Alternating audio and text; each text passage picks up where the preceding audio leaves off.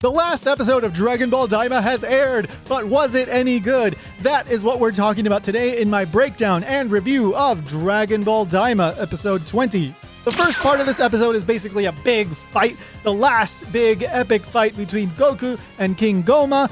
Awesome animation. This has been a consistent thing throughout all of DAIMA, so yet again, another home run, just incredible action. Super Saiyan 4 adult Goku versus King Goma. The important part in this battle comes towards the end, of course, when adult Super Saiyan 4 Goku blows a hole through King Goma with an incredible Kamehameha. Just amazing. And it's very rare to see a villain or somebody in Dragon Ball in general get a hole blown through them with a Kamehameha. A Kamehameha is generally not portrayed as a piercing technique, like the Makanko Sappo or the special beam cannon that Piccolo uses. But I do believe it happened once before, like a hole through the character, right? And that was in the Buu saga. But basically, look, they're rarely going to show characters get literal holes blown through them because, well, that's going to be the end of most characters, right? Like, I can only think of, like, when Raditz in the Raditz fight, right? Like Piccolo and Raditz. And that's a rare exception. Yeah, there's violence in Dragon Ball that happens, but the Kamehameha rarely results in that. And the common factor between Buu and King Goma, right? The common factor between them is that they're both like able to regenerate, and in the case of King Goma, he's using the third eye. But anyway, this does seem to at least imply that Super Saiyan 4 can defeat King Goma on a power level, at least at that moment. However, remember, King Goma has infinite stamina, and Super Saiyan 4 Goku does not. But after Goma starts to go crazy again, it seems like he's going to get even more powerful. We do see the plan come to fruition that was established in episode 19. And of course, that plan was that Piccolo was going to hit Goma in the back of the head 3 times in order to dislodge the third demon eye, or the demonica tertium, whatever it's called in English. I don't know. There's a very interesting... I'm watching it in Japanese. I'm not even paying attention to the English, but I know it has a funny, very creative... the tertian ocular or something like that. So correct me in the comments. Tell me what it is. But anyway, Piccolo fails. Piccolo gets disrespected. I predicted this in my predictions video. I also got a bunch of other stuff wrong in the predictions video, but I got this one right. Yeah, Piccolo got totally disrespected. He did not dislodge the third eye. There is no point with Piccolo being in this story. He accomplished nothing. He did nothing. He didn't have to be there. He could have been replaced by anybody else, or they could have just left him out. Bulma in this story has achieved more than Piccolo did. Bulma with her gag about the bath and not getting in the bath with Vegeta, and Bulma with the whole Magilite thing, and that comes back in this episode towards the end. She actually gets the Magilite. She's accomplished more than Piccolo. What a waste of Piccolo. This is horrible. This is absolutely horrible. They never gave him a chance. So bad. But I did enjoy how they ultimately got the third eye out of King Goma's forehead, because the guy that saved the day was Majin Ku. And of course, he goes on to become King Ku because of his valiant effort. So I am totally okay with Ku saving the day. That was unexpected. I have not seen anybody in Japan or the stuff in English that I've watched. I haven't seen anybody predict that. So just awesome. I loved how unexpected that was, but also how much of an anticlimactic kind of thing was. Very Dragon Ball, wishing for the panties at the end of the Pilaf saga. Very anticlimactic, but just hilarious and awesome. So I'm totally okay with that. I am not okay with the way that they handled Piccolo. It's just an absolute waste. But anyway, going back to what happens after the fight, Glorio steps on the eye, so that's it for the eye. Well, actually, there's another eye, but I'll get to that in just a moment. And, Arinsu, the turn with Arinsu, just Shin and everybody's like, yeah, you should be a king, right? You'll be the king. No, she helped you at the end, but everything in the show was setting her up to be evil, presenting her as evil. She was plotting, and she said she wants to mess up the demon realm. She was very arrogant and superior to the outer realm life forms, like the Saiyans, etc. And then Degasu like is thrown into the bottle with King Goma. Like he's the one that gets punished. Like I don't see Degasu being significantly more evil than Arinsu was portrayed, at least, right? Like it's very strange. So I didn't like the way that I'm not opposed to her turning good. I just don't think that enough was set up to have her turn good and have that be something satisfying. It really seems like, for example, the part with her and Gloria, like that was also very half-assed. Like if more of that had been developed, then maybe we would have understood, like actually Arinsu was never that bad. But whatever, Arinsu ends up becoming the Vice Demon King and King Ku. Again, I love that part. Names a bunch of ministers, including Majin and Neba, and King Kadan, and Hybis wants to become minister too, but gets totally ignored. Funny little gag at the end for Hybis, but I thought it was not as funny as a lot of the other stuff that Hybis, the other jokes that Hybis had throughout the show. So a little disappointed for Hybis at the end because I wanted him to have a little bit more at the end, but oh well. And then we get the whole part with King Goma and Degasu being locked up in the bottle. This seems to be a callback to the Mafuba and the evil containment wave and all that with Demon King Piccolo. So maybe this is where the demon, the Mafuba demon containment wave, the evil containment wave originated from. Although how Mutaito would have learned that from, if it came from the demon realm, I don't know. But at the very least, it's a callback, if not like actually indicating that this is where it originated. And then we get to the scene that I'm sure is rather controversial for some people.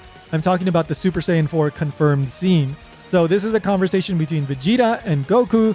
Vegeta accuses Goku of having hidden the transformation from him. And I'm going by the Japanese dialogue because I speak and understand Japanese.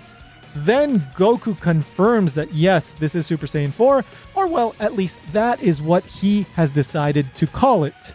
After that, Goku says, well, Buu was really incredible. Buu was really crazy, strong, or sugokata is the word that he uses, which is often translated as great or amazing, but in the past tense, something like that. But in this context, I think it's okay to translate it as strong. So Buu was really strong, so I trained. So I did some special training. That's all he says. He actually doesn't say yes or no directly to Vegeta's question. And then Goku says, I wasn't sure if I could pull it off. I wasn't sure if it would work, though. He says something like that. There's a lot of room for interpretation there. You can come up with different translations, but that's the general idea. So the implication here is that Goku was hiding something from Vegeta. Goku seems to, at the very least, have suspected that there was another transformation beyond Super Saiyan 3. Whether he achieved it or not is not 100% clear.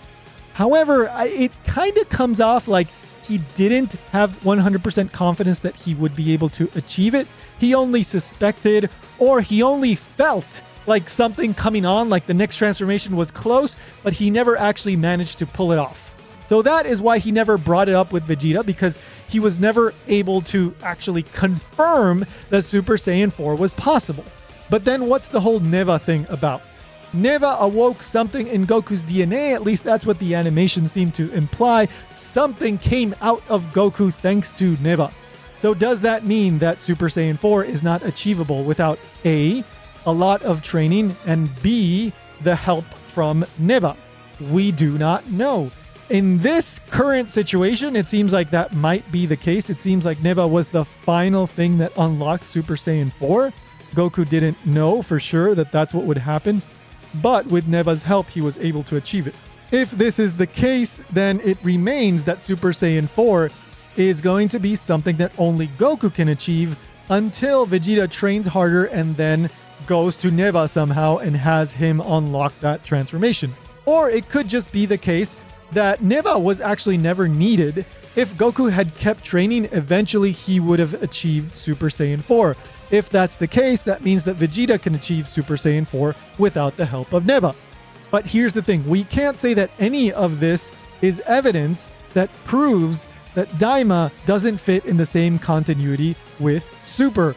That's because, well, Toei can drop a manga at any time. They can say that the day after Goku and the gang got back to Earth, Goku went to train and he couldn't turn into Super Saiyan 4 anymore.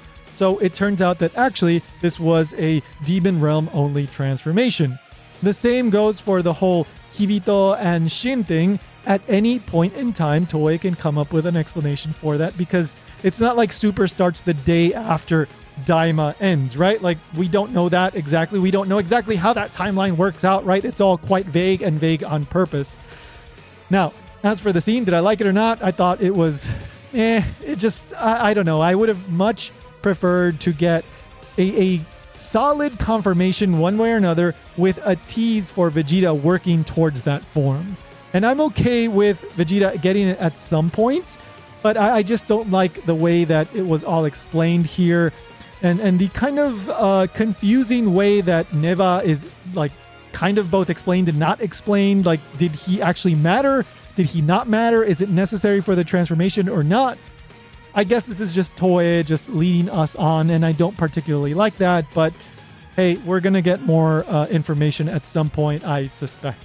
And then, of course, we find out that Vegeta doesn't want to call his Super Saiyan 3 form Super Saiyan 3. He calls it Ultra Vegeta 1. It's funny, although I don't really care.